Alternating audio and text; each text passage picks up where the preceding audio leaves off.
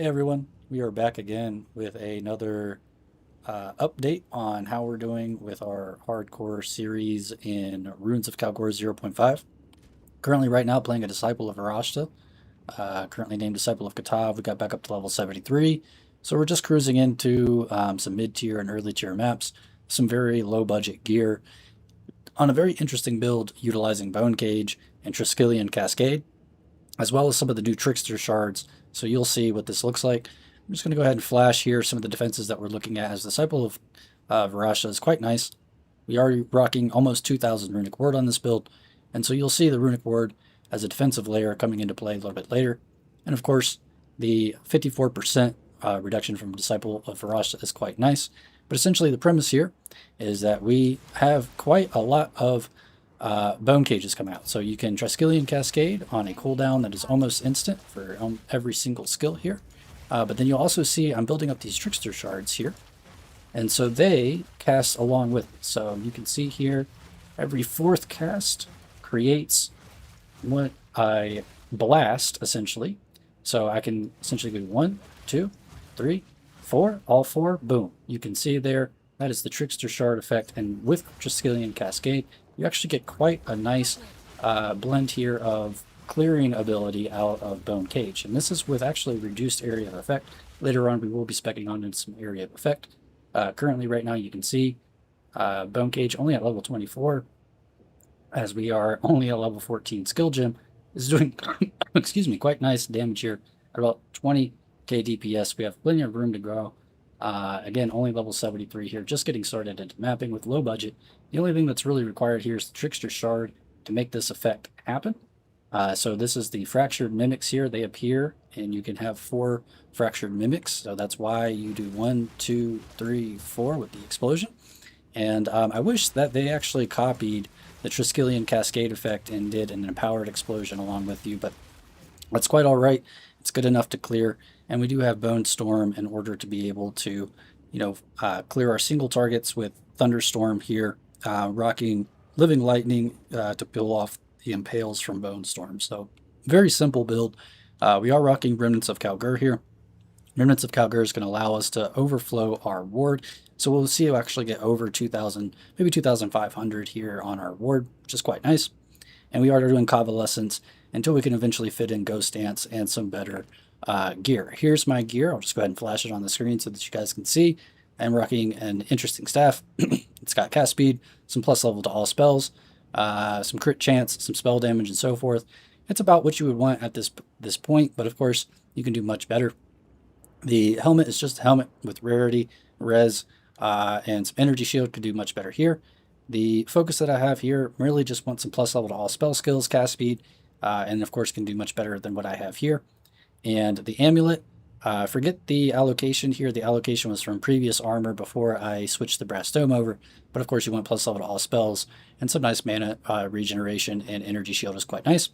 Everything else, really just kind of fit it in where you can. Some critical damage bonus is nice on the gloves, but really try to get as much energy shield as possible. Of course, I need to upgrade quite a lot of my gear here as I am leveling up and out of the 50 range here. So you'll see that I'll get better gear later on, and we can get much tankier and have much more DPS. We are also rocking rings that have nothing to do with our build damage as well. Really just slotting them in for resi. So if you can get cast speed, if you can get spell damage on this, you're also going to be doing a lot more damage.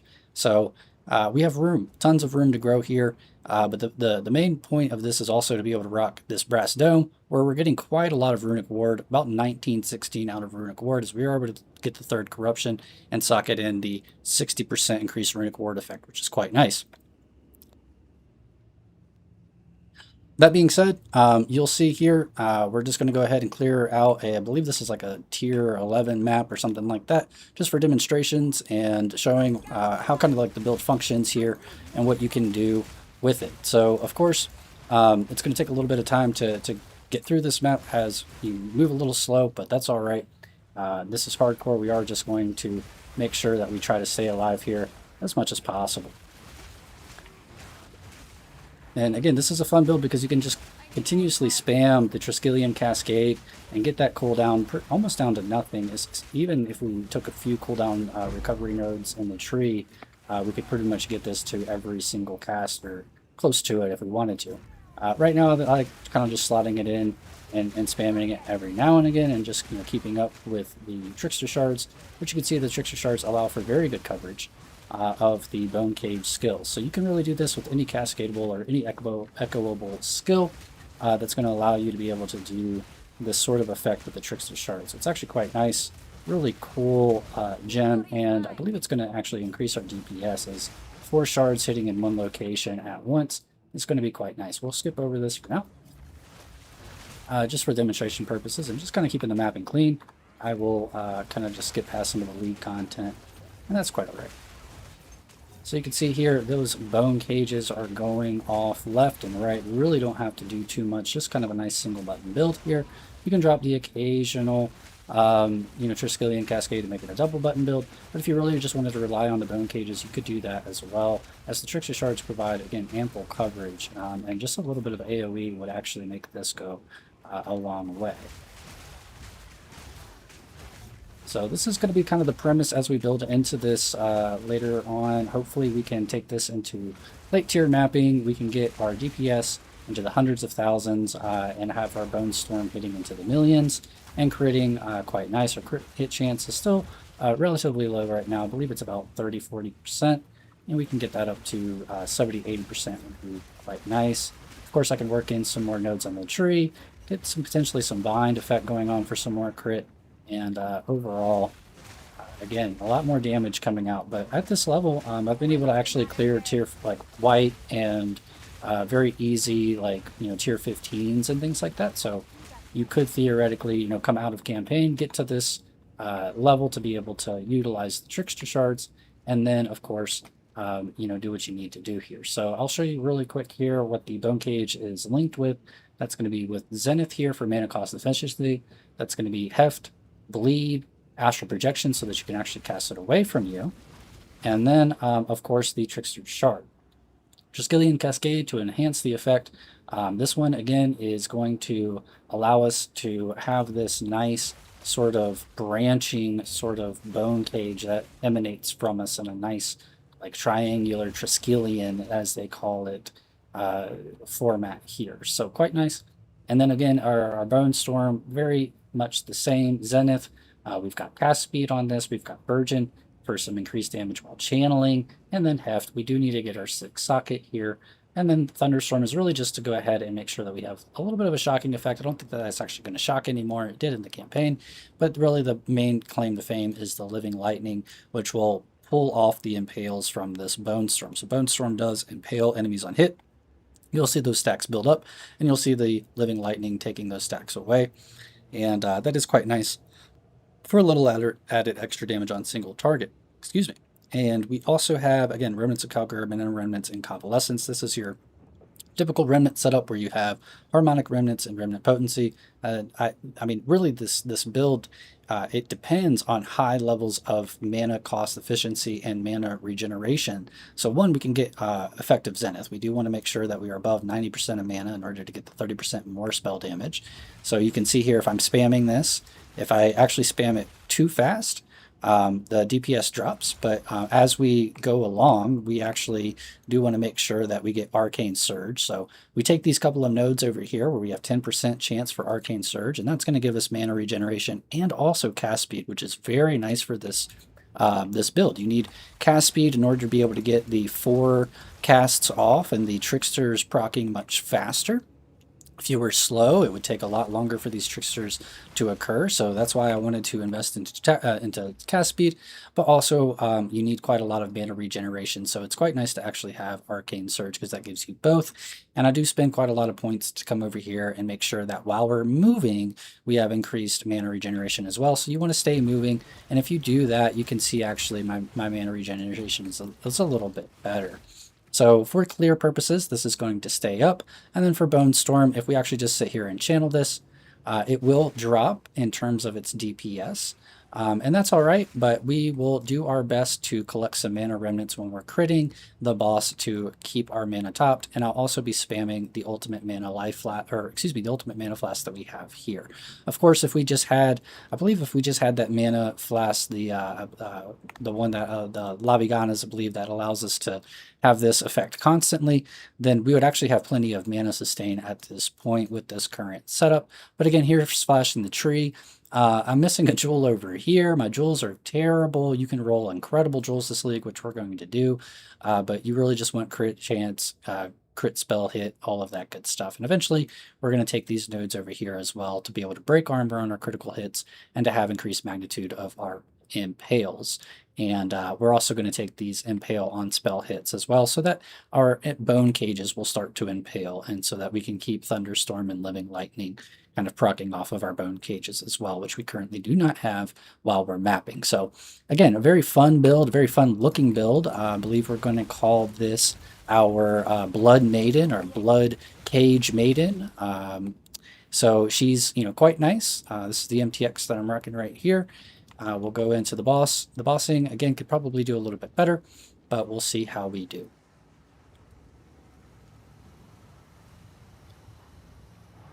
So we could go ahead and just drop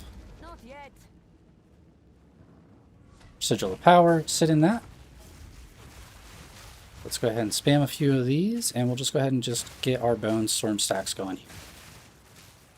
Let's go ahead and drop another boost. It's coming for us.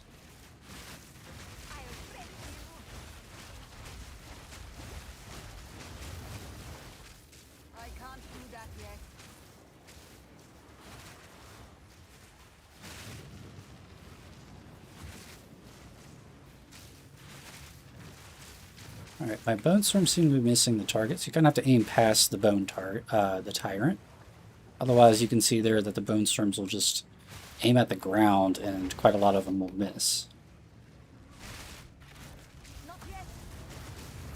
So getting our single target can do much better here in the future. Rock another Convalescence. Living Lightning out there. You can see here the Impale stacks doing their job.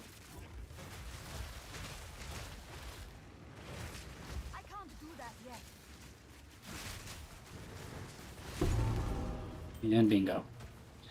Okay, obviously not the greatest display of bossing, but you can kind of understand there that once we get our 6 socket for Bone Storm and we start to level up, we will actually start to see Bone Storm doing quite a bit of damage in the future, and we'll be having quite an easy time again in our mapping experience and in our bossing experience with Triskelion Cascade, which is a phenomenal skill. We're going to be stacking plenty of Runic Ward. We're going to have plenty of Energy Shield. We'll probably eventually go Chaos Inoculation, make our life 1. Won't even have to worry about Chaos Resistance. And hopefully we can be relatively tanky enough to clear all content and keep up with everything on my Twitch channel, Katav XIL. We are live most days, and you can also drop a comment below if you have any questions. I can send a POB or drop the character tag. Again, if you want to look it up, it is currently Disciple of Katav, and see how the progress is doing and keep up with the build. Again, GGG, you're doing a great job. I hope that you continue in this type of ethos with these types of skills and this type of these types of abilities like Runic Ward, which gives us more functions to be able to do fun build creation and try to push builds to limits that did not exist previously. So again, hope you're having fun with our 0.5 Runes of Kalgur League. Unfortunately, that was not a great slam on the Venter's Gamble. But hey, that's how she goes. So stay safe out there. Enjoy your hardcore experience or softcore experience. Come hang out on Twitch. Like and subscribe if you like the build, and to keep up with future updates as we do push this into higher tier mapping.